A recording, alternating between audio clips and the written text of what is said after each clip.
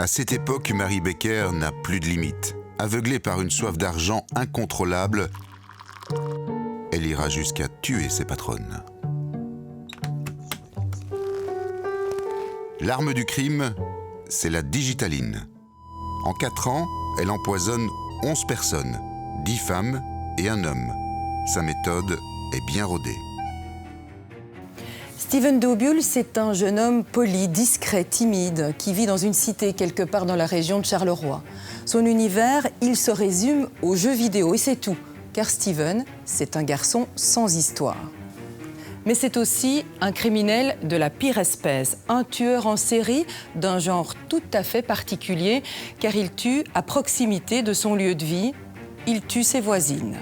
Jean-Christophe Adnet et Adrien Lasserre ont pu filmer l'intégralité de son procès devant la cour d'assises de Mons. Un procès hallucinant, révélateur. Vous allez y entendre les explications de Stephen Dobull et puis vous allez découvrir des témoignages inédits de ses proches, mais aussi de celle qui aurait dû être sa prochaine victime.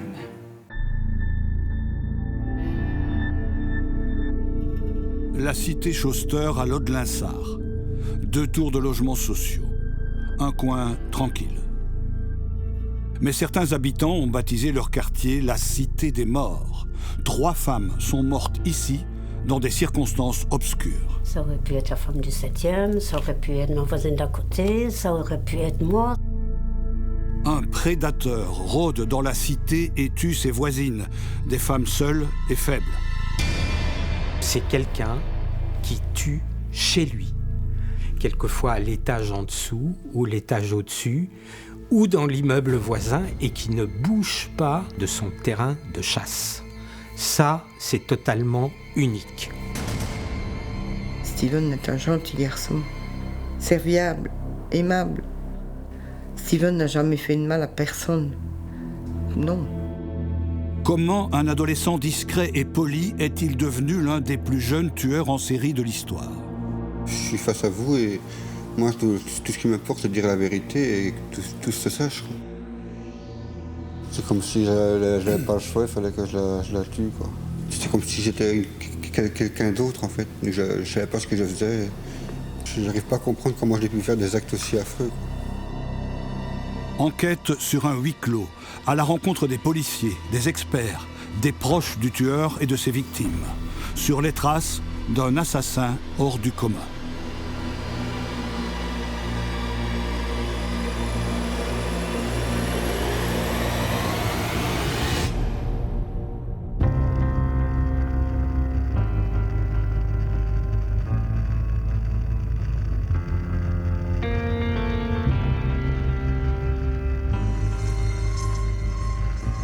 Au début de l'été 2005, la police de Charleroi est appelée à la cité Chauster, à Lode-Linsart. Depuis quelques jours, Concetta Tarabella, une femme de 58 ans, ne donne plus signe de vie.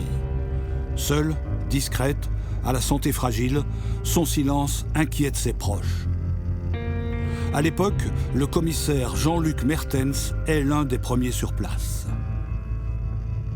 Nous sommes le 20 juin 2005, il est à peu près 16h30.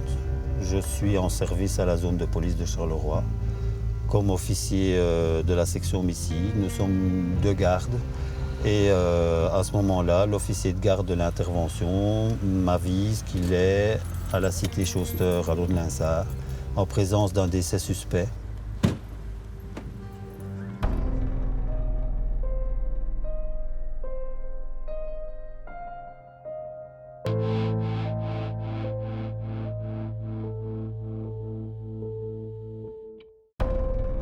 Quand vous rentrez dans l'habitation, vous traversez un petit couloir, vous arrivez dans la pièce de séjour, salon, salle à manger, et puis un hall de distribution qui fait en même temps hall de nuit, accès à la cuisine, à la partie plus privée.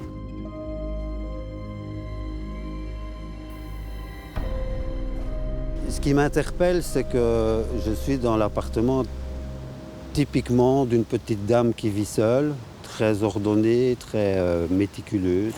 Je veux dire, la grand-mère de carte postale. Tout est en ordre, tout est bien rangé, tout est impeccable. Je n'ai absolument aucune trace de lutte. Je n'ai pas de désordre.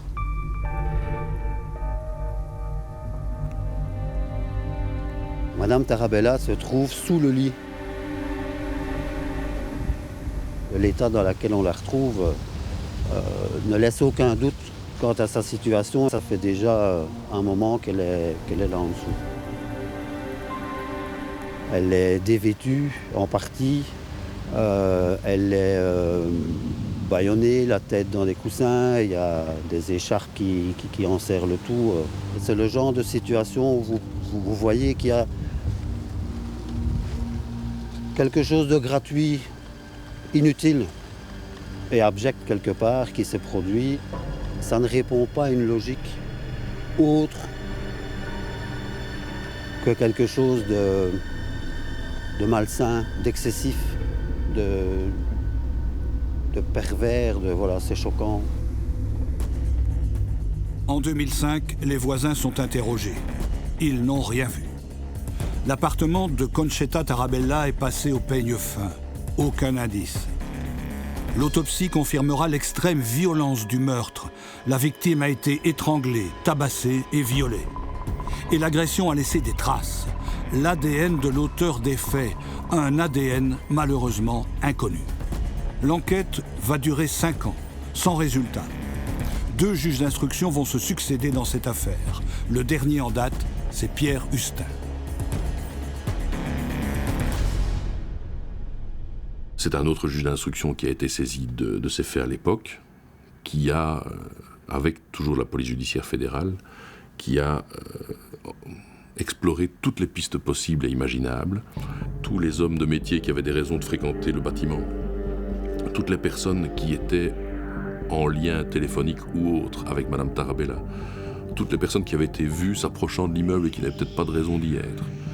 Enfin, il y a eu un nombre de prises d'ADN incroyables. Mais ces ADN sont restés muets par rapport aux traces relevées sur la scène de crime. Et donc, en 2010-2011, le constat est fait que l'enquête ne peut pas aller plus loin. Et cette enquête Tarabella, malheureusement, se termine par un non-lieu auteur inconnu.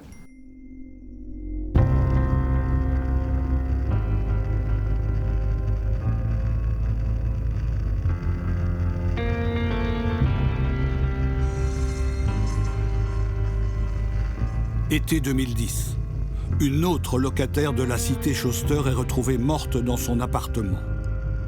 Martine Van de Putte avait 52 ans. Elle était aussi de santé fragile et vivait seule.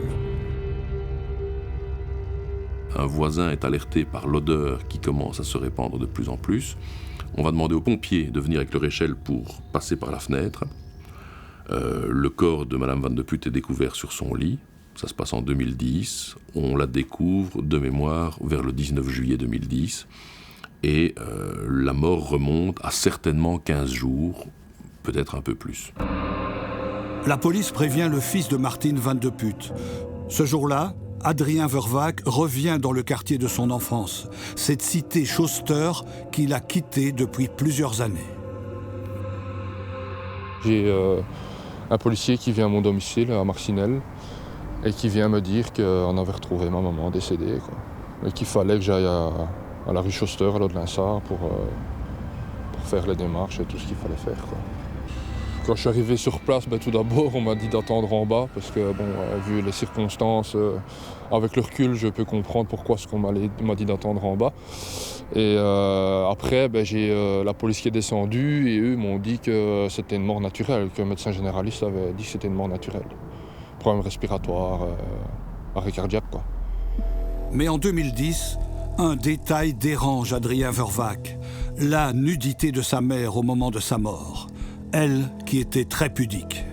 J'ai fait confiance aux spécialistes. C'était un médecin généraliste, c'était pas un médecin légiste, mais j'ai fait confiance à ce qu'il disait. Quand on m'a dit qu'elle était nue, j'ai trouvé ça un peu bizarre, mais c'est vrai que je n'ai pas relevé la question, quoi. À l'époque, c'était normal, quoi. Ce corps est, semble-t-il, dénudé sur le lit. L'état de décomposition est déjà en train d'être bien avancé. Le visage n'est plus ce qu'il n'était avant. Et le corps est gonflé. Voilà. Donc ce sont les éléments que l'on a à disposition. Mais on a aussi, de l'autre côté, un médecin qui semble être le médecin de famille de Madame Van de Putte, qui a conclu à une mort naturelle. Donc il n'y a pas de dossier ouvert en 2010. Et Madame Van de Putte a été inhumée classiquement.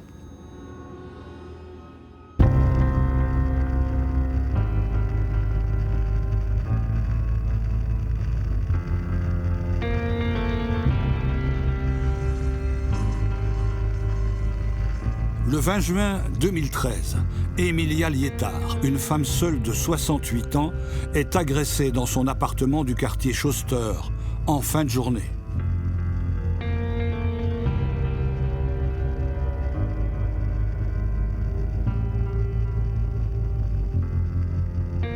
Christine Blick, une voisine et amie de la victime, est présente dans la cité au moment des faits. Donc il y avait tout le monde qui était dehors, Madame Liétard y était aussi. Et puis à un certain moment, elle est rentrée. En tout cas, apparemment, ça se serait passé entre 7h moins quart et 7h. On l'a découverte vers 7h15, 7h20, je ne sais plus, c'est le monsieur d'à côté qui l'a découverte. On n'a pas compris parce que tout le monde était dehors. Il faisait bon et on n'a rien vu. On n'a strictement rien vu. Emilia Liétard a été poignardée, mais elle est toujours en vie. Agonisante, elle décroche son téléphone et appelle son voisin, Jacques Van Geel. Je suis descendu 4 à 4, il n'y a que 2 étages. La porte de Madame Liétard était fermée, mais pas à clé. Donc j'ai ouvert la porte, j'ai pénétré dans le hall, j'ai remarqué une grosse tasse de sang dans le hall. Je suis rentré dans le living, à ma droite, dans le salon, Madame Liétard est étendue sur le dos, encore consciente. À ce moment-là, mon épouse descendait et je lui dis « téléphone au sang ». J'ai été en contact avec les secours, je leur ai expliqué la gravité du problème. Et ils m'ont dit « essayez de la tenir éveillée ». Donc je lui ai parlé. Et à un moment, je lui ai demandé « mais Emilia, tu sais qui t'a fait ça ?» Elle m'a dit « oui, c'est un jeune ». Ça m'est resté là. Je dis « oui, mais quel jeune ?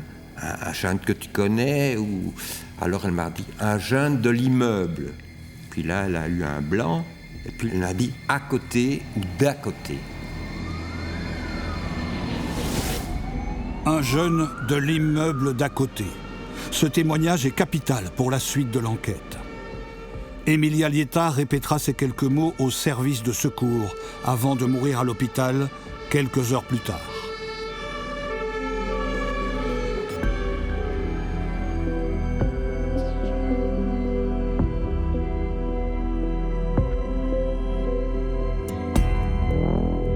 L'agresseur est donc sans doute un jeune de la cité Schoster, caché dans un appartement.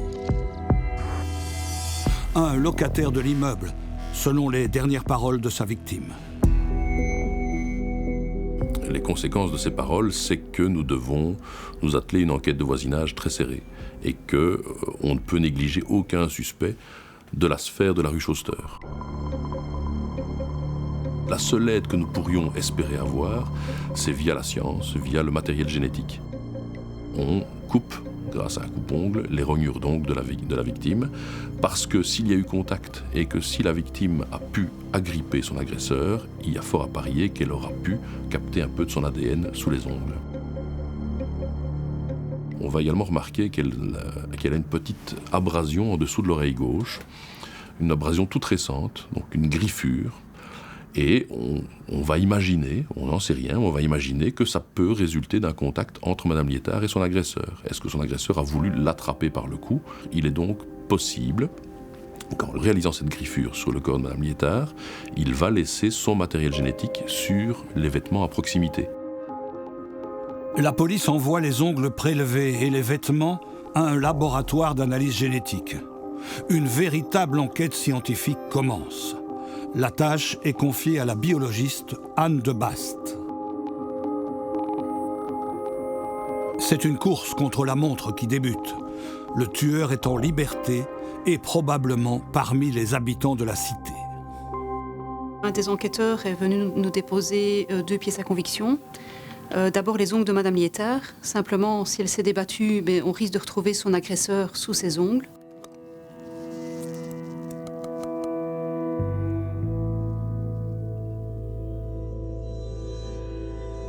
Et alors son gilet, le but c'est de faire un prélèvement au niveau de l'épaule gauche pour trouver des traces de l'agresseur. La première mission du laboratoire, c'est donc de trouver des traces de peau morte, là où l'agresseur a touché Emilia Lietard. Quand vous avez une tache bien reconnaissable comme du sang, du sperme, il y a vraiment beaucoup de chances d'arriver à 95%, je dis 90-95% de chances d'avoir quelque chose. Mais dans ce cas-ci, on ne sait vraiment pas si on va avoir déjà une trace d'ADN. Et si on a une trace d'ADN, si elle serait exploitable. Vraiment pas du tout. Bon, Madame Lietard a évidemment saigné puisqu'il y a eu des coups de couteau. Donc on doit vraiment faire attention de prélever hors des taches de sang. Et les techniciens trouveront des traces exploitables sur le gilet d'Emilia Lietard, des traces de contact. La suite se passe au niveau microscopique. L'ADN se trouve à l'intérieur des cellules de peau morte. La première partie, c'est d'abord de faire éclater ces cellules pour vraiment libérer tout le contenu cellulaire. Et la deuxième étape, la deuxième phase, c'est de purifier cet ADN pour le récupérer un ADN propre pour la suite. Et donc c'est simplement un certain nombre de lavages qui permettent vraiment de le purifier. Les experts parviennent à isoler un mélange d'ADN propre. Une carte d'identité génétique de ceux qui ont touché le gilet de la victime peut désormais être réalisée. Et quand les résultats tombent, ils sont positifs. Il y a au minimum 3 personnes qui ont laissé leur ADN sur ce gilet, dont Madame Lietard évidemment, ce qui paraît logique, et encore 2 autres personnes qui au départ étaient tout à fait inconnues. Le jeune de l'immeuble évoqué par Emilia Lietard est-il l'un de ces 2 inconnus? En tout cas, les traces de contact retrouvées sur la victime comportent au moins un ADN masculin. Un ADN masculin qui semblait être assez intéressant et qu'on retrouvait donc également sous les ongles et au niveau du col. On voulait s'attacher à cet ADN, mais on ne savait pas à qui il appartenait. Il a donc fallu prendre la décision de s'adresser à tous les hommes âgés de plus de 18 ans, se trouvant dans les habitations de la rue Chauster ou ayant des raisons de s'y trouver, compagnons, conjoints, cousins qui viennent en vacances, etc. Et donc on va demander le consentement de toutes ces personnes pour donner leur ADN et tout le monde va donner son ADN. L'étau se resserre autour du meurtrier d'Emilia Lietard. 39 hommes de la cité Chauster vont subir un prélèvement buccal.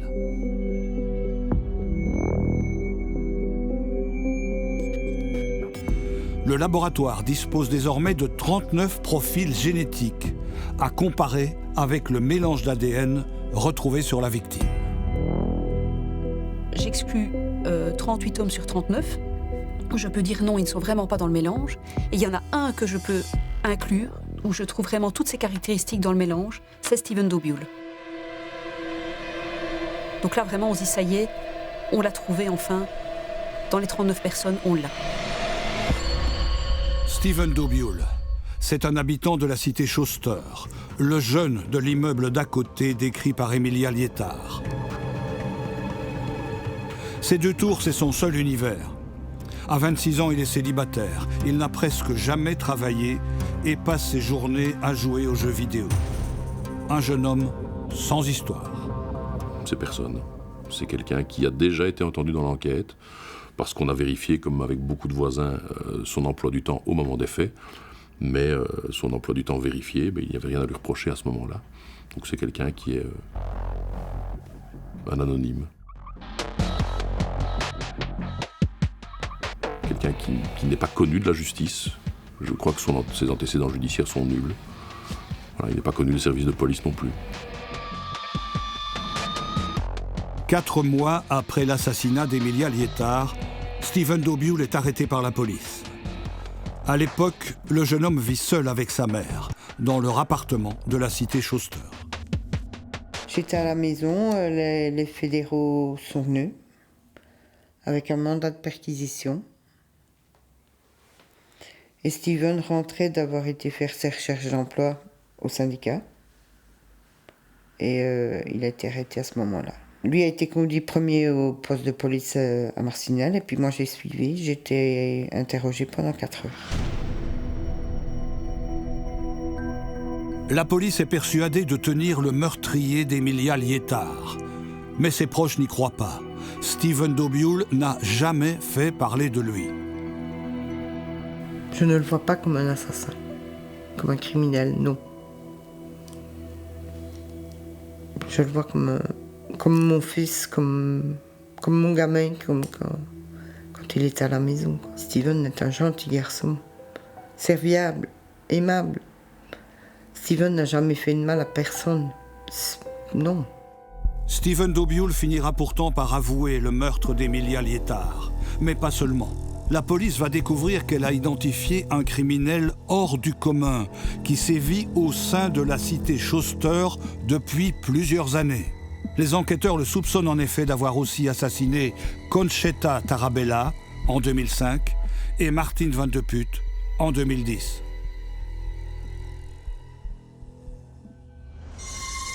Stephen Dobiul est donc renvoyé devant la cour d'assises du Hainaut à Mons en octobre 2015 pour 3 assassinats.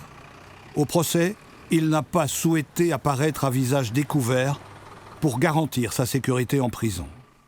Voilà, asseyez-vous, je vous en prie. Faites entrer l'accusé, s'il vous plaît.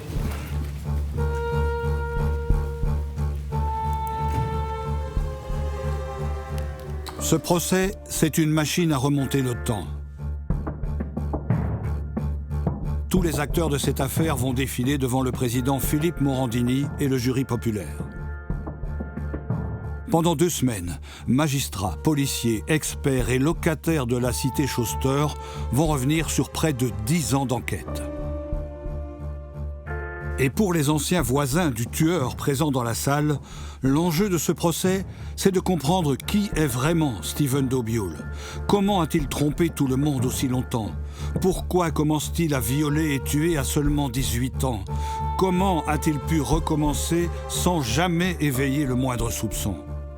Stephen Dobiul était presque le voisin idéal, comme le rappelle l'avocat général Ingrid Godard dans son acte d'accusation. Stephen Dobiul est souvent présenté comme quelqu'un de gentil, serviable, calme, renfermé, taciturne, discret, nonchalant et même paresseux sur le plan professionnel, passionné de jeux vidéo. La plupart des personnes interrogées ne le reconnaissent nullement dans les faits qui lui sont reprochés. Ces faits, ce parcours criminel a donc pris fin avec l'arrestation de Stephen Dobiul pour le meurtre de sa voisine Emilia Lietard. Le procès commence donc par l'examen de cette journée décisive du 20 juin 2013 et l'interrogatoire de Stephen Dobiul. Alors, expliquez-nous comment on en arrive à ce qui se serait produit avec Mme Lietard. J'ai du mal à m'expliquer moi-même en fait. Donc déjà, j'ai vraiment honte de ce que j'ai fait. J'ai vraiment du mal à l'expliquer. Parce que dans mon fond, moi-même, je ne suis pas méchant, je suis quelqu'un de très gentil et serviable, comme vous l'avez dit. Je n'arrive pas à comprendre comment j'ai pu faire des actes aussi affreux, quoi. Alors, Madame Lietard, vous la connaissiez? Oui. Elle avait quel âge pour vous? Une soixantaine d'années. C'est une jeune personne? Non. C'est une? Dame âgée. Vous étiez où? J'étais chez moi. Donc chez votre maman. Ouais. Qu'est-ce que vous faisiez? Je jouais à la PlayStation. Seul? Oui. Vous avez fait quoi de la journée? J'ai joué. Vous n'avez pas été voir 53 copains? Vous n'avez pas fumé énormément? J'ai fumé des joints, quoi. Ah, vous avez fumé des joints. Combien par jour? 5 ou 6 joints par jour. Ah. Donc vous consommez des joints, vous jouez à la PlayStation, et puis, qu'est-ce qui se passe? Puis je ne sais pas, c'est comme si j'avais reçu une pulsion et... Une pulsion de quoi? Une pulsion sexuelle. Sexuelle? Ouais. Alors, qu'est-ce que ça représente pour vous, la pulsion sexuelle? Tout d'un coup, avoir envie de sexe, quoi. Oui, avec qui? Avec n'importe... Avec n'importe? Ouais. Du sexe avec n'importe qui, c'est aussi avec des hommes. L'enquête va en effet révéler que l'après-midi du 20 juin 2013, Stephen Dobiul a envoyé plusieurs SMS à 2 de ses relations homosexuelles habituelles. Mais ces hommes se refusent à lui ce jour-là. Pour les avocats des victimes, le peu de temps entre ce refus et l'agression d'Emilia Liétard est interpellant. Le jour des faits sur Madame Liétard, dans la demi-heure qui précède l'agression de Madame Liétard, il était en contact avec M. Van Kremnock. Est-ce que c'est parce que sa pulsion homosexuelle n'a pas pu se concrétiser qu'il a décidé d'aller agresser Madame Liétard, de la violer et de la tuer? Je sais pas. Alors, donc ça vient ainsi, vous jouez à la PlayStation. Qu'est-ce que vous faites? Ben, j'arrête et je vais chez Madame Liétard. Vous lâchez votre console, vous partez. Hein? Vous prenez pas quelque chose? Si, je prends un couteau avec moi. Ah, alors, ma question. Pourquoi est-ce que vous avez besoin d'un couteau si vous n'avez qu'une pulsion sexuelle? Je ne sais pas vous expliquer, c'était au cas où, quoi. Donc. Au cas où quoi? Au cas où ça se passerait mal. Où est-ce qu'il est, votre couteau, pendant que vous allez chez elle? À la taille. Vous le cachez? En dessous de mon pull, ouais. Pourquoi vous le cachez? Sinon, on ne l'aurait pas ouvert, quoi. Parce que c'est une arme. Ouais.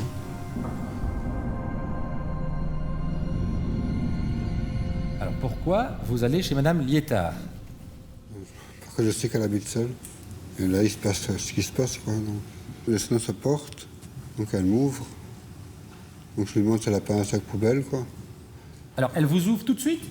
Oui, elle m'ouvre tout de suite, elle me reconnaît. Que fait-elle? Elle me laisse entrer. Vous fermez la porte?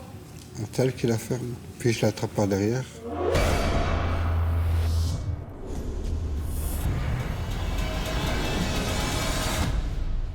Et puis?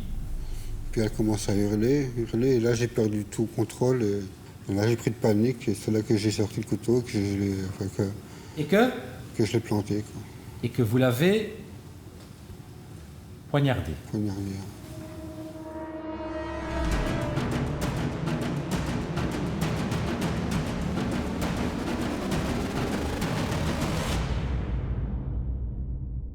Puis une fois que j'ai fait ça, je suis parti en courant. Vous l'avez laissé là? Ouais. Bon, ensuite, je suis rentré chez moi. Pour faire un jeu vidéo? Ouais. C'est ça? Oui.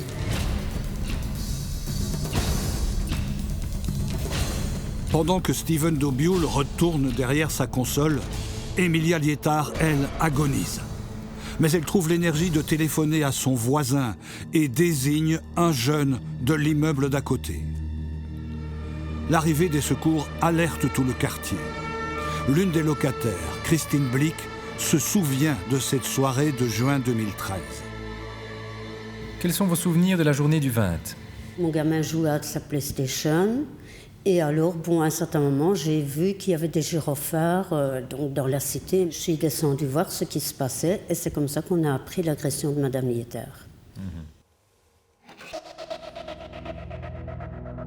Pendant tout ce temps, Steven Dobiul joue tranquillement à la PlayStation en réseau. Ironie du sort, son partenaire de jeu ce soir-là, c'est le fils de Christine Blick, Andy Collet. Les deux amis parlent même de l'agression par message interposé. Steven Dobiul fait semblant d'être surpris.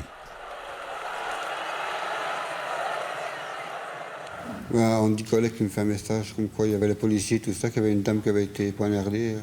Il y avait une dame qui avait été poignardée. Ouais. Et je lui réponds que c'est dégueulasse, quoi, ce qui arrive. Que la dame, en fait, ne méritait pas ça, quoi. Et puis? C'est tout, puis je vais me coucher.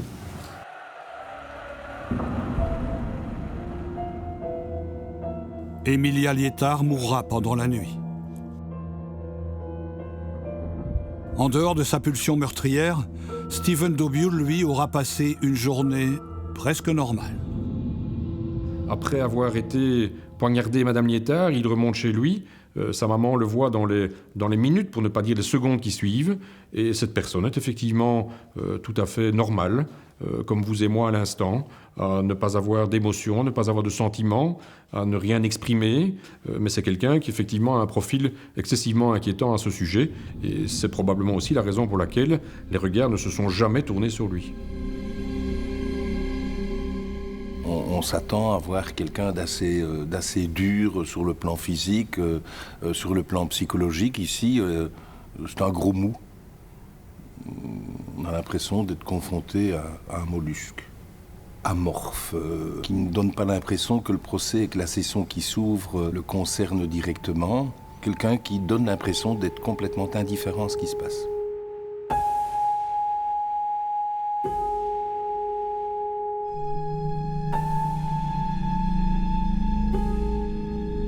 Cette attitude indifférente, effacée, voilà comment Stephen Dobiul est resté dans l'ombre jusqu'en 2013.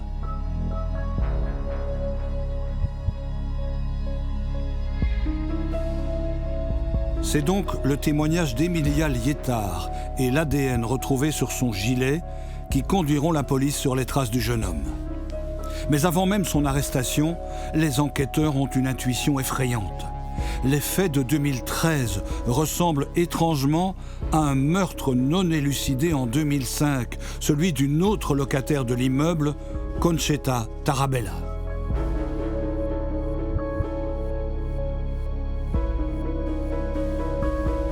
Stephen Dobiul aurait-il déjà tué une de ses voisines 8 ans auparavant?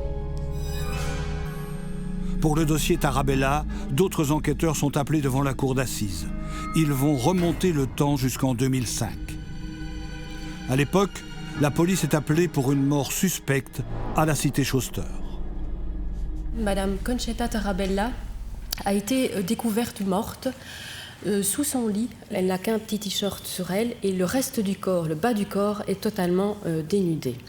En outre, elle a le visage enfoui dans un oreiller qui est maintenu contre le visage par un nœud. Alors, compte tenu du caractère particulièrement suspect de cette mort, les services de secours vont arrêter là toutes leurs manipulations et vont immédiatement appeler les services de police.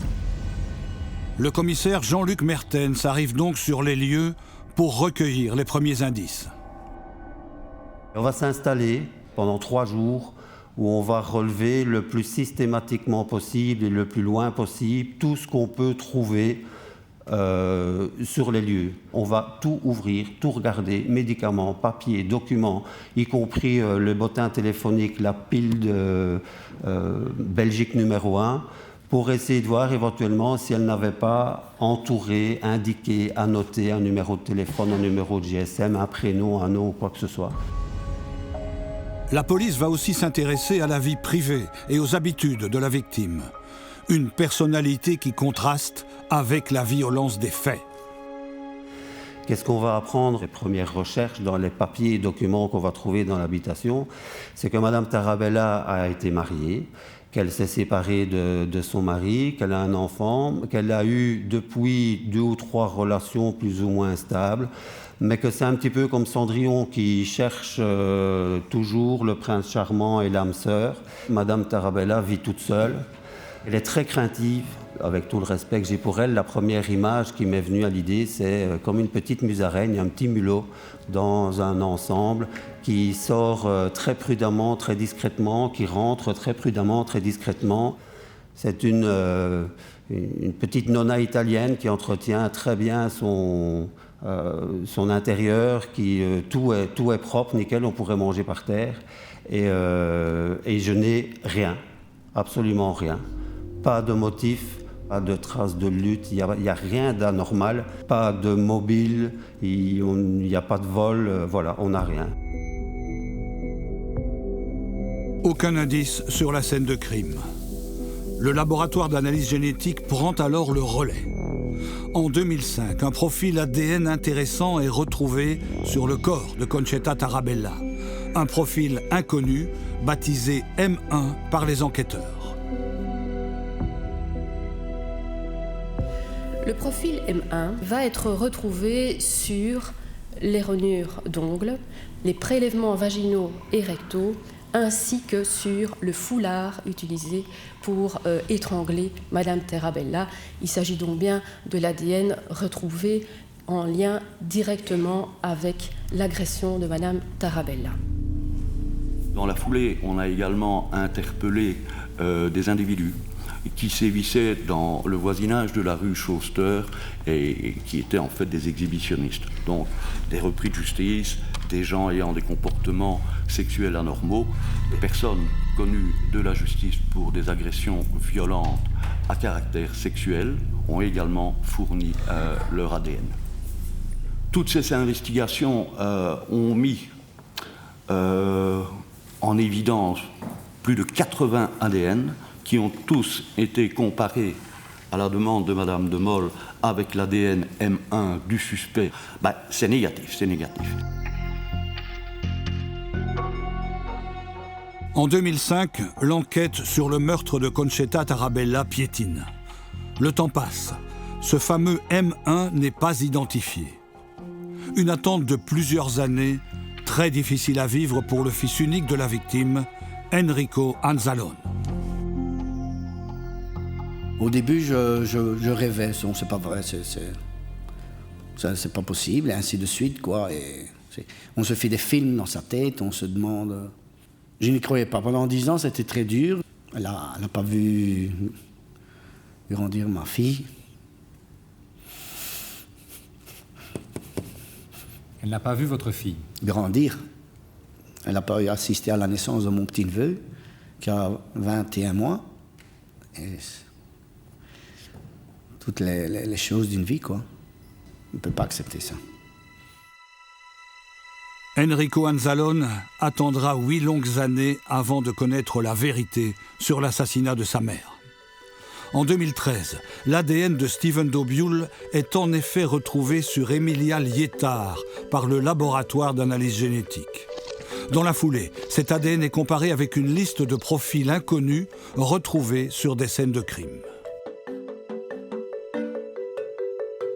Une fois qu'on a montré que Steven Dobiul était sur les traces du gilet de Madame Lietard et des ongles, le juge d'instruction demande l'envoi de ce profil à la Banque de données nationale pour le comparer à tous les profils de la Banque de données nationale. C'est la comparaison positive, c'est un match parfait entre Steven Dobiul et ce profil inconnu de 2005. Donc bingo, on est retombé sur l'auteur de 2005.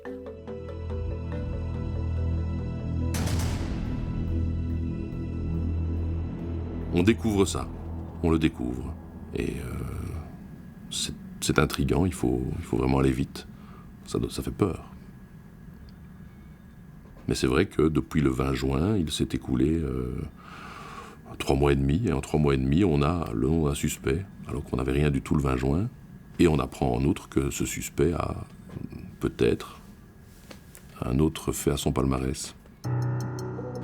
La police est persuadée de tenir le meurtrier d'Emilia Lietard et de Concetta Tarabella. Steven Dobiul est donc arrêté. Malgré les traces génétiques, il nie les meurtres et pendant son interrogatoire, trouve même une raison à la présence de son ADN sur le corps de Concetta Tarabella. Il a une explication qu'il me présente. Il me dit « J'entretenais effectivement des relations sexuelles avec Madame Tarabella. Elle recevait beaucoup d'hommes, c'est elle qui le lui avait dit. Qu'elle lui avait fait des clins d'œil dans l'escalier, qu'il s'était senti autorisé à l'approcher. C'est ainsi qu'ils avaient noué donc, une relation.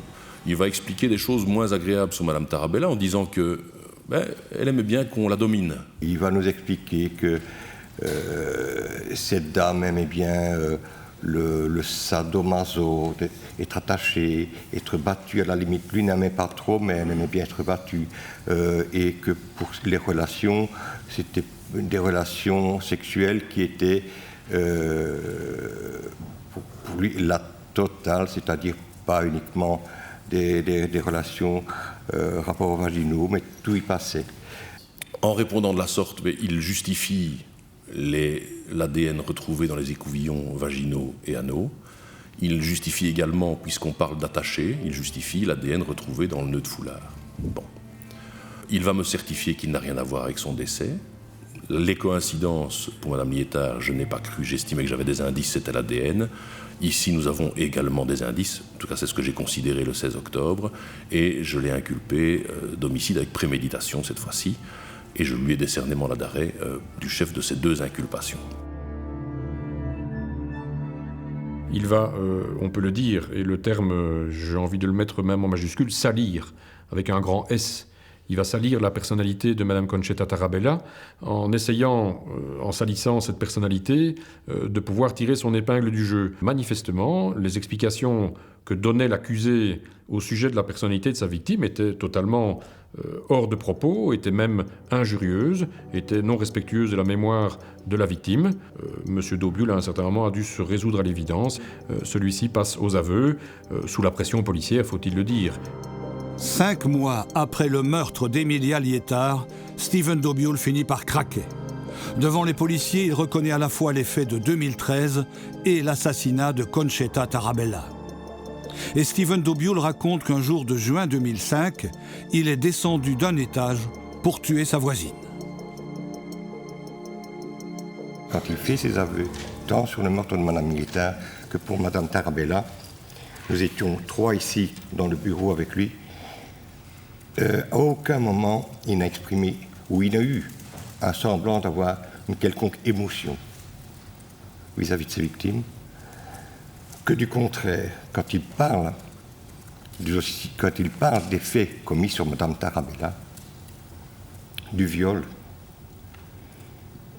il a un air épanoui, comme s'il revivait la scène. Ça, c'était quelque chose de vraiment difficile à accepter. Pour nous, enquêteurs, nous sommes habitués à ça, nous travaillons sur des homicides, mais cette réaction, c'était assez difficile. Monsieur Dobioul, ici, lorsqu'on vous dit « Tiens, il y a de l'ADN là, là et là », vous savez quand même inventer une histoire au mépris de la victime, quant à des pratiques sadomaso. J'ai vraiment honte de moi. C'était sur le coup, je voulais simplement sauver ma peau et je pensais qu'à moi. Je ne pensais pas aux autres. Et aujourd'hui, qu'est-ce qui nous fait dire que vous êtes plus sincère? Parce que ici, là, je suis face à vous et moi, tout ce qui m'importe, c'est de dire la vérité et que tout se sache. Qu'est-ce qui s'est passé avec Mme Tarabella? C'est plus ou moins la même chose avec Mme Emilia Lietard. Je suis soumis d'une pulsion aussi, exactement la même chose. Et donc, vous allez voir Mme Tarabella. Pourquoi? Pour la même chose que Mme Lietard, pour la violer. Pour la violer. Ouais. Pourquoi Mme Tarabella? Parce qu'elle habite seule en dessous de chez moi. C'était une dame très gentille, serviable dans la cité. C'était sans doute la dame la plus gentille de la cité. Ok, alors rappelez-nous ce dont vous vous rappelez. Je me rappelle que je me suis rendu chez elle. Donc, je me suis fait passer pour le facteur. Vous êtes fait passer pour le facteur pour qu'elle ouvre? Parce que c'était une personne assez craintive, je crois. Ouais. Oui. Alors? Et puis elle ouvre. Elle vous ouvre? Elle ouvre, ouais. Donc puis là, je l'attrape.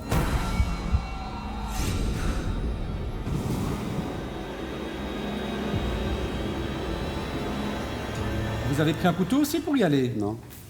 Ah. Vous l'attrapez, et puis? Puis je l'emmène dans la chambre. Je lui demande de se déshabiller, quoi. Puis là, je la viole, quoi. Et puis après ça, je sais pas ce qu'il m'a pris. C'est comme si j'avais pas le choix, il fallait que je la tue, quoi. C'était comme si j'étais quelqu'un d'autre, en fait. Je savais pas ce que je faisais. Vous dites, seule issue, la tuer. Ouais. Alors? D'abord, je mets un coussin sur la tête. Puis, si je me rappelle bien, je mets un foulard autour de l'oreiller, mais sinon ça n'allait pas. Et puis? J'ai pris un deuxième foulard. Et là, je l'ai mis à son cou. Puis, c'est fini, quoi. Là, je la mets en dessous du lit parce que j'avais tellement honte de moi, j'avais tellement honte de ce que je voyais que je l'ai mis en dessous du lit. Je crois qu'on a entendu ici beaucoup de choses qui étaient importantes aussi pour la vie en société et pour les gens de se rendre compte que celui qu'ils croyaient être un petit gentil était en réalité un terrible prédateur. Donc oui, c'est une audience très très particulière et quel qu'en soit le verdict à la fin, je resterai quand même sur un sentiment bizarre de me dire que il existe des hommes comme ça, des hommes ou des femmes comme cela et chez lesquels on ne doit pas chercher la moindre humanité. C'est inquiétant, mais bon voilà, c'est un constat que je dois faire aujourd'hui.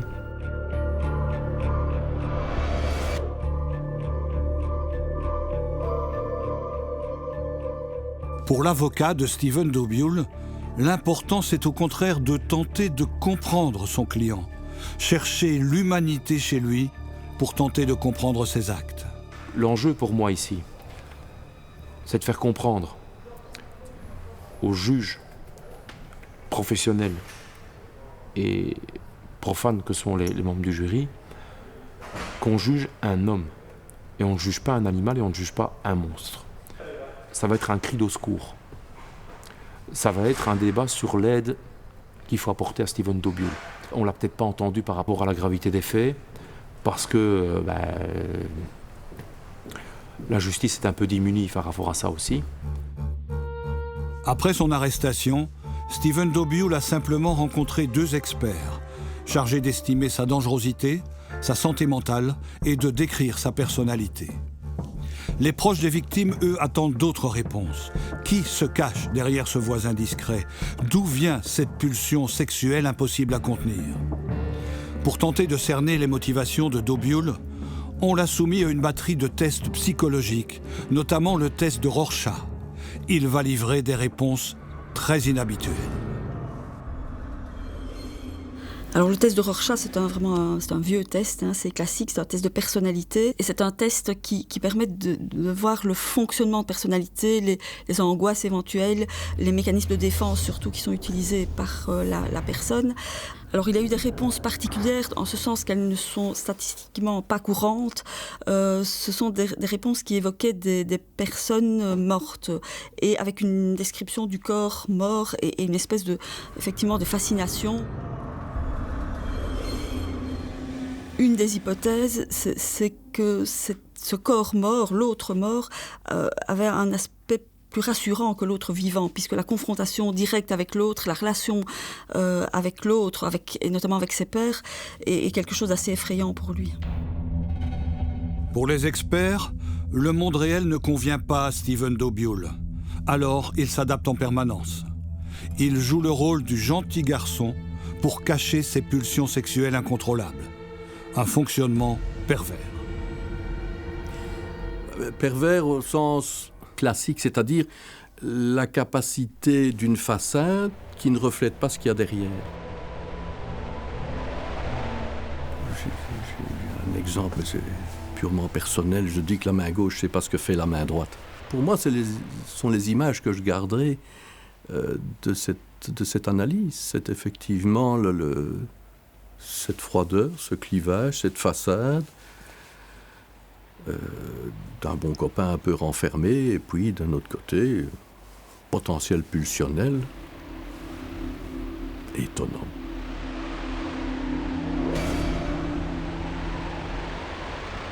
Il y a cette pulsion qui est là, satisfait la pulsion, quand, comment, dans quelles circonstances, pourquoi, dans quel... C'est quelque chose sur lequel, en tout cas moi, je n'ai pas de réponse.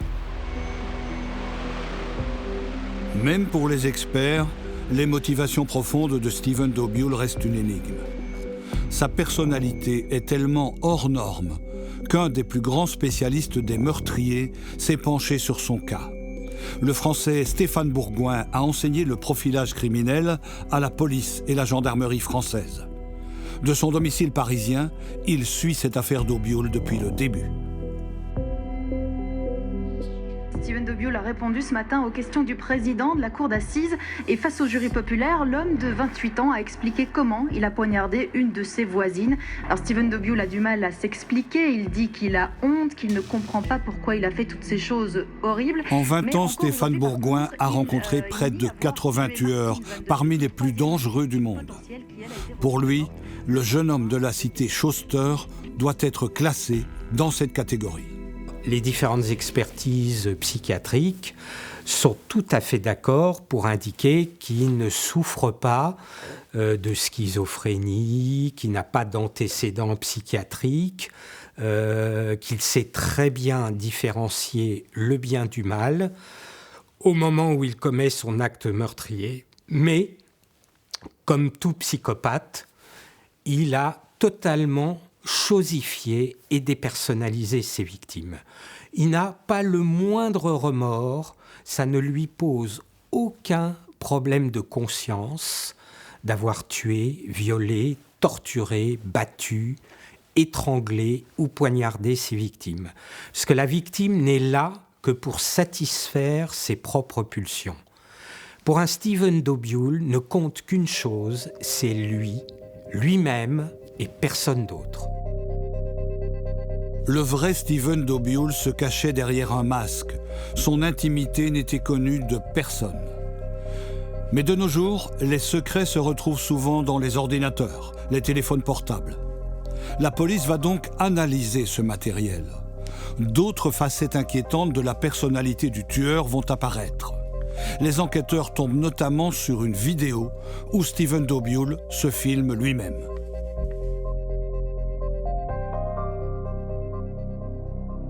Dans cette vidéo où Stephen Dobiul se masturbe dans les bois, il va proférer au tout début de la vidéo une phrase extrêmement importante où il dit « vivement que je viole quelqu'un ». Ça, c'est essentiel pour l'enquête.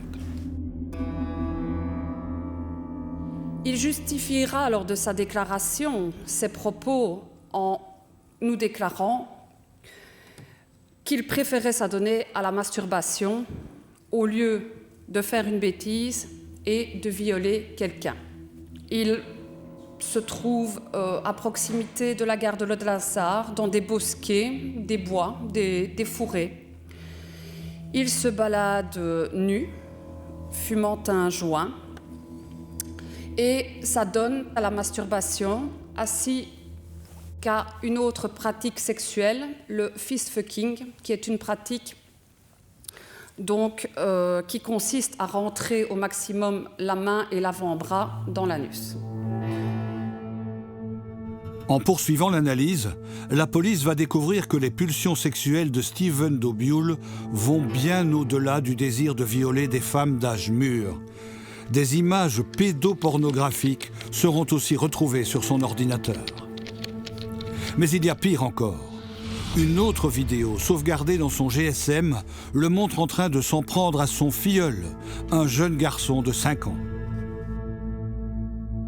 La saisie de son GSM qu'il porte sur lui révélera lors de l'examen la présence d'une vidéo qui a été filmée visiblement par ce GSM et qui le met en scène lui-même, donc Stephen Dobiul, avec un jeune garçon. Et dans cette scène, on voit qu'il masturbe, qu'il fait une fellation à cet enfant. Visiblement, l'endroit où ça se passe est une chambre, et manifestement, les éléments qui sont sur la vidéo correspondent aux éléments de la chambre de Stephen Dobiul. Monsieur Dobiul, comment considérez-vous cet enfant? Comme mon filleul, comme un fils. Comme un fils, c'est ce que vous avez déclaré déjà dans vos auditions. Comme un fils. Comment est-ce qu'il vous appelait? Parrain ou Titive. Titive. Je lui ai dit que ce que je l'avais fait, c'était pas bien et qu'il fallait le dire à personne. Qu'il fallait le dire à personne. Quel âge il a à ce moment-là? 5 ans. L'âge auquel on attend avec impatience Saint-Nicolas. Et vous lui donnez ça. Ma question est pourquoi? Pour moi, tout la base est ce que j'ai subi quand j'étais petit. Oui. J'ai l'impression d'avoir fait ce que j'ai subi, quoi. Votre père vous a fait ça? Non, pas mon père. Qui? Mon grand frère. Votre grand frère. Et ça vous a déplu? J'ai été tout petit, ça a duré 2 années, donc... Oui, mais ça vous a déplu? Au début, oui. Vous étiez fâché contre ça? Ouais. L'image du vrai Stephen Dobiul se précise. Les viols qu'il a subis enfant viennent compléter le portrait. Ce lourd passé s'ajoute en effet à cette personnalité à la fois lisse et violente, mais aussi aux pulsions sexuelles incontrôlables et à l'absence de pitié pour ses victimes. Pour Stéphane Bourgoin, le jeune homme commence à présenter toutes les caractéristiques d'une catégorie très spécifique de criminels, les tueurs en série. Pour ce spécialiste, considérer Stephen Dobiul comme un tueur en série, c'est le seul moyen de comprendre sa personnalité, ses motivations. C'est quelqu'un qui ne peut s'empêcher de tuer. Ce phénomène de maltraitance sur l'enfant, qui deviendra par la suite un tueur en série, ça, on l'a dans 95% des cas. J'étais sûr qu'il avait subi une certaine forme de maltraitance, abords parentaux, abus physiques, sexuels ou psychologiques sur l'enfant. Et quand on voit son parcours par la suite, on se rend compte que c'est le cas, puisqu'il a été abusé, tout comme sa sœur par son frère aîné, qui l'a reconnu par la suite de manière officielle.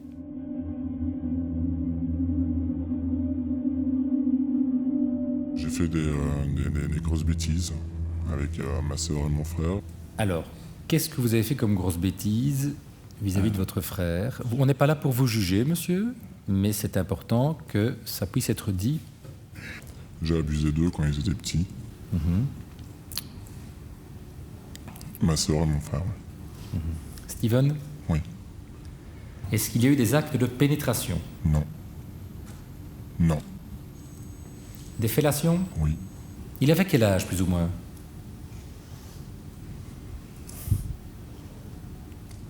À peu près 10 ans, voire un peu moins. Je vous remercie. Pour Stephen Dobiul, c'est dans son enfance qu'il faut chercher l'origine de sa sexualité dérangée, qui ira parfois jusqu'au meurtre.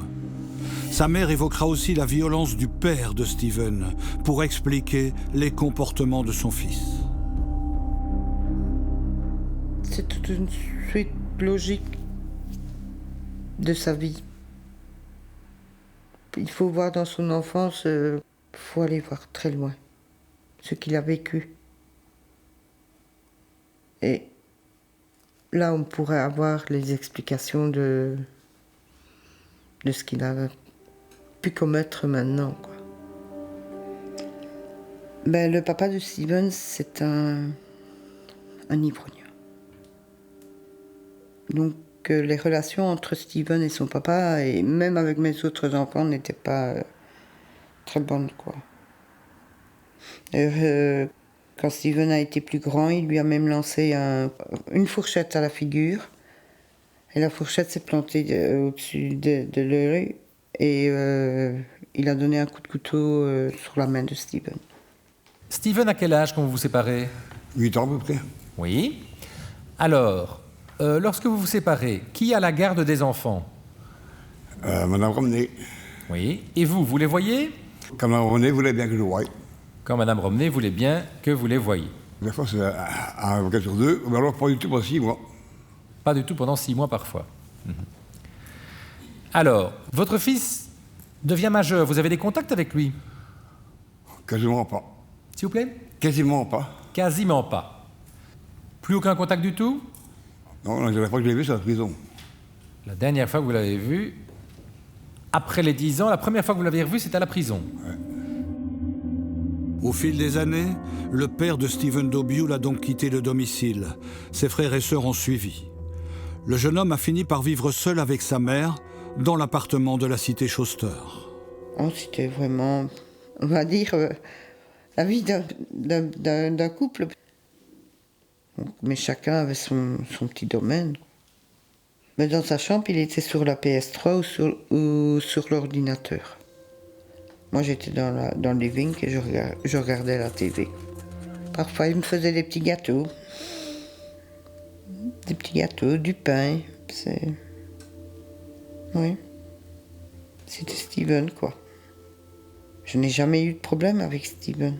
Jamais. On était peut-être un peu trop fusionnels, comme on dit.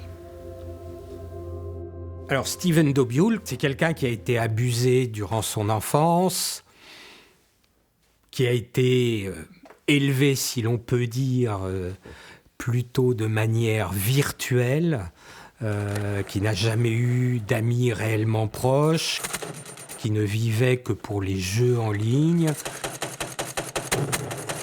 pour aussi une sexualité assez débridée, homosexuelle, faite de rencontres par Internet. Cela n'en fait pas pour autant un futur délinquant, voire même un futur tueur en série. Il y a dû avoir chez lui, je pense, une volonté de vengeance vis-à-vis de la société, peut-être par rapport à son père qu'il a abandonné, et vis-à-vis de sa mère, une relation peut-être d'amour et de haine. Peut-être il avait peur aussi de sa mère. Donc ce désir de vengeance va s'exercer à l'encontre de femmes qui sont une représentation symbolique de sa mère. Tuer symboliquement sa mère, un point commun supplémentaire entre Stephen Dobiul et de nombreux serial killers. Mais si le jeune homme est vraiment un tueur en série, est-il resté inactif pendant 8 ans, entre 2005 et 2013 ? On va un peu fouiller, même vous dire que les enquêteurs ont bien fouillé. Ils ont cherché tous azimuts pour voir s'il n'y avait pas d'autres similitudes avec d'autres faits et d'autres cas de décès inexpliqués dans la région de Charleroi, même ailleurs, en dehors des frontières de Charleroi. La police ne devra pas chercher bien loin. Pendant l'enquête, une rumeur se répand dans le quartier de la rue Schoster.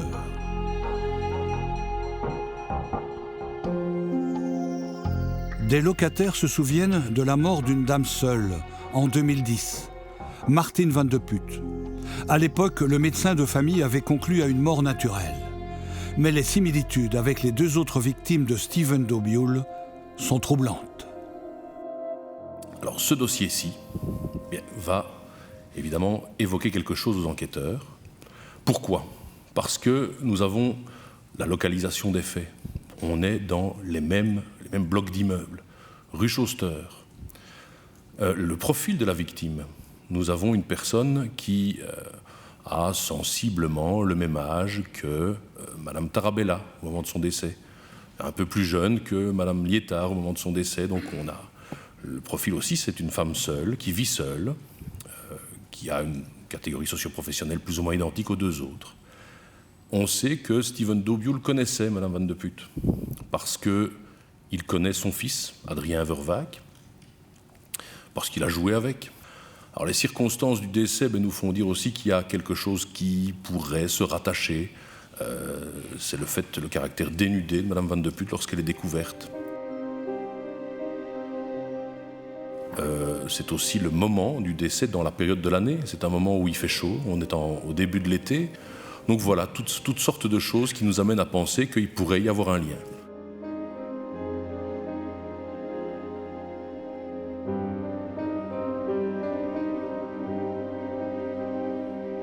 On va exhumer son corps qui se trouve enterré au cimetière. Et l'autopsie va être pratiquée par le docteur Bautier, père et fils. Ils ne vont pas être d'accord avec la version de la mort naturelle, ces 2 médecins légistes. Ils relèvent certains indices, et notamment un cartilage de la trachée, du cou, qui est brisé, et qui est brisé avec notamment une petite quantité de sang dessus. Ce qui signe une fracture ante-mortem, avant la mort, puisqu'il y a eu un petit saignement. Voilà, donc ceci signe vraiment une mort violente. Je vous remercie, Monsieur Dobiul. Levez-vous, s'il vous plaît. Vous connaissiez bien Madame Van de Putte ? Je la connaissais, oui. Elle venait parler avec ma mère, et moi je parlais pas avec, j'étais pas chez moi. Et c'est la maman d'un de vos amis ou copains ou une connaissance seulement ? C'était un ami, quoi. Un ami. Et Madame Van de Putte, elle ne vous a jamais attiré ? Non. Jamais ? Non. Vous n'avez pas eu de pulsion comme ça vis-à-vis d'elle un jour en vous disant « Tiens, elle vient souvent chez maman, j'ai une pulsion sexuelle Non. Non. Moi, je n'ai vraiment absolument rien à voir dans cette histoire-là.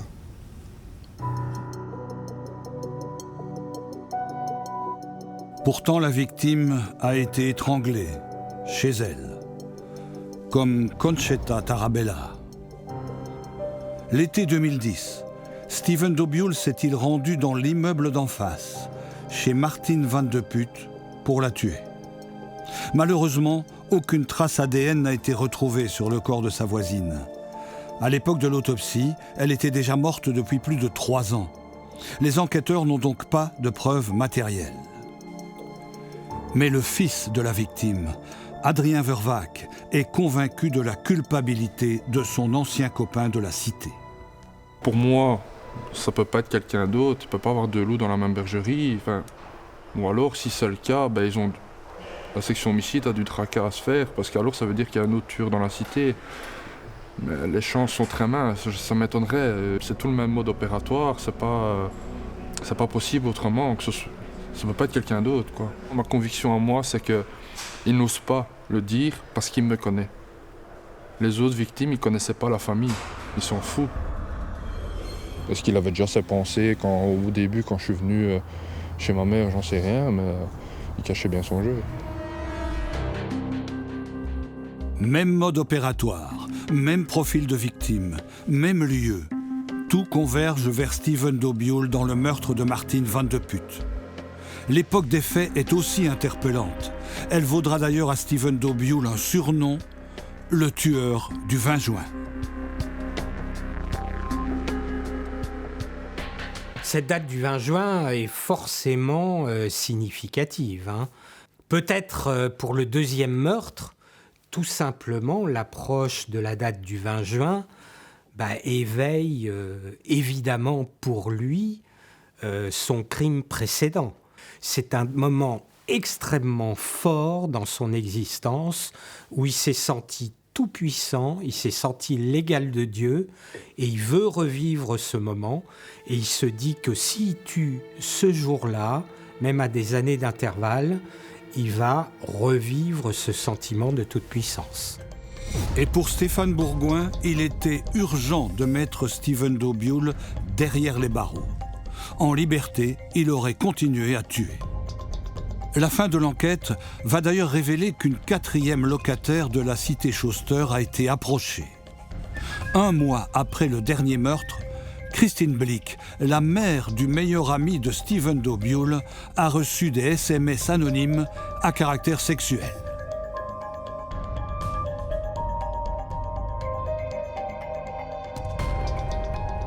J'ai eu des messages, mais je ne savais pas que c'était de lui.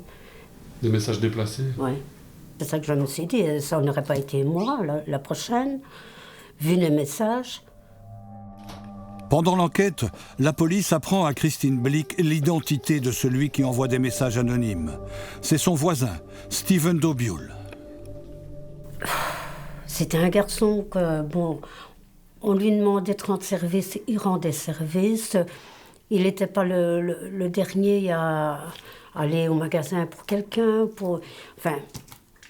de vous aider à porter vos courses ou n'importe. C'était quelqu'un de bien, quoi. Qu'on croyait, quoi. Seulement, on ne savait pas ce qui se passait réellement dans sa vie, ni dans sa tête. Donc, moi, il venait à la maison, mon gamin descendait chez lui, on voyait rien, quoi. Je le connais depuis plus de 20 ans. Et c'est qui, Christine Blick? C'est la mère d'Andy Collet. Andy Collet, votre amie avec qui vous jouez en réseau. Elle a quel âge, Madame Blick? La 50 d'années. Et qu'est-ce que vous lui envoyez comme SMS? Je ne sais plus exactement ce que je lui ai dit. Vous aviez envie d'elle? Oui. Aux assises, Christine Blick prendra vraiment conscience qu'elle a sans doute frôlé la mort. Steven Dobiul avait mis en place un stratagème pour avancer masqué. Il a volé le téléphone portable d'un de ses amis pour envoyer ses messages anonymes à sa voisine. Pour que les choses soient bien claires, donc effectivement le GSM a été dérobé par M. Dobiul et utilisé par M. Dobiul. Et c'est donc bien avec ce GSM que M. Dobiul a envoyé les différents messages à Mme Blick, messages qui lui ont été adressés le 5 août 2013 à partir d'un numéro de téléphone qu'elle ne connaissait évidemment pas.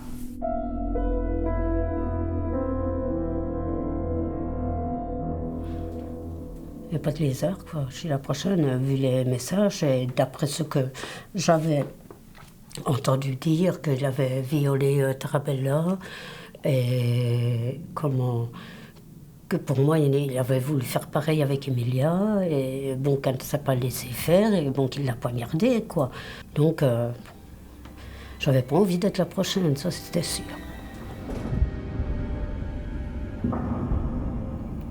Ça aurait pu être la femme du 7e, ça aurait pu être ma voisine d'à côté, ça aurait pu être moi, ça aurait pu être mon ami, ça aurait pu être n'importe. Pourquoi s'arrêter en si bon chemin, quoi? J'ai même une crainte le jour où il va sortir. L'avenir de Stephen Dobiul est désormais entre les mains du jury populaire. Pour les avocats des victimes, il est coupable de tout ce qui lui est reproché, y compris l'assassinat de Martin Van de Putte. L'avocat de Stephen Dobiul, lui, plaidera le doute sur ces faits-là. Pour Michael Donatangelo, son client doit être puni pour ce qu'il a fait, mais pas jugé comme un monstre irrécupérable. C'est un homme qui a aussi besoin d'être aidé. Alors, Monsieur Dobiul, c'est à vous que je m'adresse. Pour une fois, s'il vous plaît. Je dis bien pour une fois. Et moi, je peux le faire. Je vous demande de relever la tête, s'il vous plaît, et de regarder dans le blanc des yeux, pour une fois, les personnes qui vont devoir vous juger. Jusqu'à présent, vous avez regardé le sol. C'est votre procès. C'est votre vie. Mesdames, Messieurs les membres du jury, je vous résumerai mon intervention comme ceci. À l'aide, moi je peux le dire. Je peux le dire pour lui s'il le faut.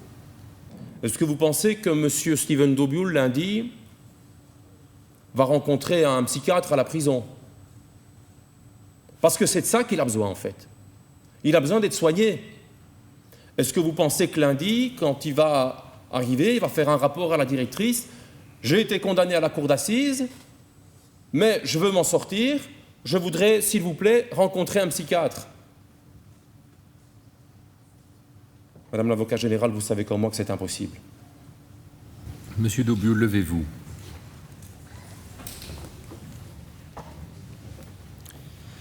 N'avez-vous rien à ajouter pour votre défense? Moi, je viens simplement dire que je suis conscient que je suis malade, que j'ai vraiment un gros problème et que je dois me faire soigner. Ça fait 1 an que je suis à Jamioux, ça fait 1 an que je fais des rapports tous les semaines pour avoir un psychologue et on m'envoie chier carrément. Donc voilà, j'espère que dans la prochaine prison, je serai suivi durant toutes les années qu'on va me mettre, quoi. Je vous remercie. Rien d'autre? Non, enfin, voilà, je peux encore faire mes excuses aux familles qui n'accepteront pas mes excuses, mais voilà, je suis vraiment désolé et je suis vraiment sincère quand je le dis, même si je m'exprime mal, voilà, c'est vraiment sincère, quoi. Je vous remercie, asseyez-vous. Les débats sont clos. Le jury se retire pour délibérer. Ces 12 citoyens ont maintenant la lourde tâche de juger Stephen Dobiul, un tueur en série unique en son genre. C'est quelqu'un qui vit totalement dans un monde fantasmatique. C'est véritablement le premier tueur en série geek de l'histoire. Quelqu'un qui est un geek, c'est quelqu'un qui va être constamment sur Internet, qui va s'intéresser aux jeux vidéo, qui est incapable d'avoir une vie en dehors de cet univers fantasmatique et virtuel. Je suis certain que son univers se limite totalement à Laux-de-Linsart, à son quartier. C'est quelqu'un qui tue chez lui, quelquefois à l'étage en dessous ou l'étage au-dessus, ou dans l'immeuble voisin, et qui ne bouge pas de son, excusez-moi d'employer le terme, de son terrain de chasse. Ça, c'est totalement unique. Après 2 semaines de procès, les jurés vont faire connaître leur décision sur la culpabilité de Stephen Dobiul et la peine à lui infliger. Attendu que les faits dont l'accusé Stephen Dobiul a été déclaré coupable par le jury constituent les crimes et délits d'avoir 1. À Charleroi, Laux-de-Linsart, à une date indéterminée entre le 15 juin 2005 et le 18 juin 2005, volontairement avec une intention de donner la mort et avec préméditation, commis un homicide sur la personne de Tarabella Conchetta. 2. À Charleroi, Laux-de-Linsart, à une date indéterminée entre le 1er juin 2010 et le 20 juillet 2010, volontairement avec une intention de donner la mort et avec préméditation, commis un homicide sur la personne de Martin Van de Putte. 3. À Charleroi, Laux-de-Linsart, le 20 juin 2013, volontairement avec intention de donner la mort et avec préméditation, commis un homicide sur la personne de Emilia Liétard. La Cour, après en avoir délibéré que le jury, condamne Steven Dobiul à la réclusion à perpétuité. Prononce la mise à disposition du tribunal d'application des peines de l'accusé Steven Dobiul pour une durée de 15 ans. Steven Dobiul est donc coupable de tout, sans aucune circonstance atténuante. Cette peine de perpétuité, assortie de 15 ans de mise à disposition, c'est la plus lourde du code pénal belge. Une première pour un criminel non récidiviste. Steven Dobiul devrait donc passer une bonne partie de sa vie derrière les barreaux. Pourtant, pour certains, cette sanction est presque trop légère. Pour le spécialiste des tueurs en série, Stéphane Bourgoin, la seule manière de protéger la société d'un tel criminel, c'est la prison à vie. Pour les tueurs en série, même ceux animés par des pulsions sexuelles, ça ne se passe pas en dessous de la ceinture, mais ça se passe ici, dans la tête du tueur en série, au cœur de ses fantasmes. Et pour moi, il n'y a aucun doute possible. S'il n'avait pas été arrêté, il aurait recommencé. Et si un jour il est libéré, il recommencera sans aucun doute possible. La mère de Steven Dobiul refuse de croire que son fils est un monstre incurable. Pour elle, si la peine de prison ne s'accompagne pas de soins, elle sera inutile. Je suis une maman avant tout, quoi. Oui, peut-être bien que je suis la maman d'une personne qui a assassiné d'autres personnes, mais je suis sa maman. Je ne saurais pas le laisser tomber. Jamais je ne le laisserai tomber. Je serai toujours là pour lui. Steven n'est pas un garçon méchant. Même ici, maintenant, il pense encore à moi, quoi. Comment est-ce que je vais faire et tout. Donc non, sa place n'est pas en prison, n'est pas derrière les barreaux. Qu'il paye pour ce qu'il a fait, je suis d'accord. Mais qu'on le soigne. Ce serait beaucoup mieux.